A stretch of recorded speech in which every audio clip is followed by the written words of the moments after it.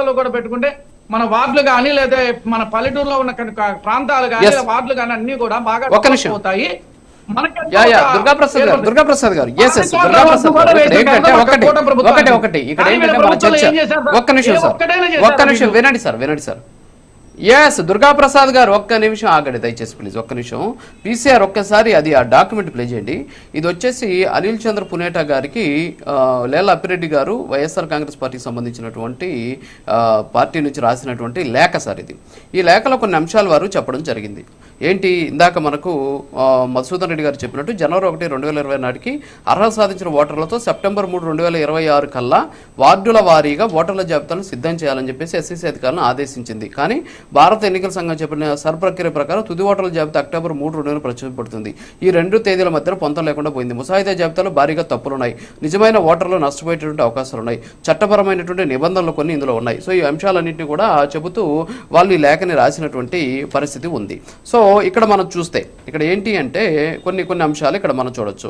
ఏంటి రాష్ట్ర ఎన్నికల సంఘానికి సంబంధించి స్వయం ప్రతిపత్తి ఉంది. భారత రాజ్యాంగంలో ఆర్టికల్ 243K కావచ్చు, అలాగే 243ZA దీని ప్రకారం వాళ్ళు స్థానిక సంస్థల పదవీ కాలం ముగిసిన తర్వాత ఈ టైం లోపల ఎన్నికలు నిర్వహించాలి అనేది ఒకటి ఉంది. తర్వాత వచ్చేసి నోటిఫికేషన్ సమయానికి అందుబాటులో ఉన్న తాజా తుది జాబితా అనేది చట్టమే చెబుతోంది నెంబర్ 1. నెంబర్ 2 వచ్చేసి ఇందాక మధుసూదన్ రెడ్డి గారు చెప్పినట్టు సర్ప్రక్రియలో 40 లక్షల ఓట్లు ఆల్రెడీ పోయినాయి కాబట్టి వాళ్ళందరికీ మళ్ళీ ఇక్కడ జరిగే అవకాశాలు ఉన్నాయి అంటారు. సో పాత ఓటర్ జాబితా వెళ్ళిపారు.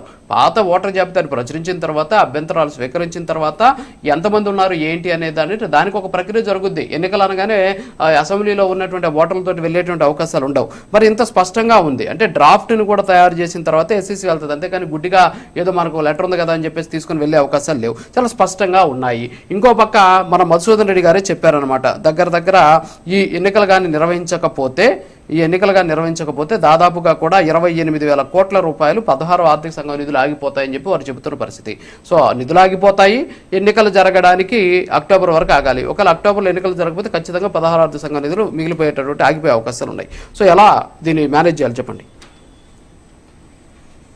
సార్. ఇది ముందు గతంలో అంటే ఈ ఓటర్ జాబితాలు ఇవన్నీ వెరిఫికేషన్ ఎందుకు చేశారు అని అంటే కొంతమంది చనిపోయిన వాళ్ళు ఉంటారు. ఎందుకంటే కొన్ని దొంగ ఓట్లు కూడా కొన్ని ప్రచనలో ఉన్నాయి సార్. కొన్ని చోట్ల ఇప్పుడు ఇక్కడ ఒక చోట వేసిన వాళ్ళు ఇంకో చోట వేయడానికి దొంగ ఓట్లకు ఇవన్నీ కూడా ఉంటుందన్న ఉద్దేశం మీద ఓటర్ సవరణ అనేది జరిగింది. అది జరిగే ప్రక్రియ మన రాజ్యాంగ ప్రకారం ఓటర్ జరిగే ప్రక్రియ మనం చేసుకుంటాం.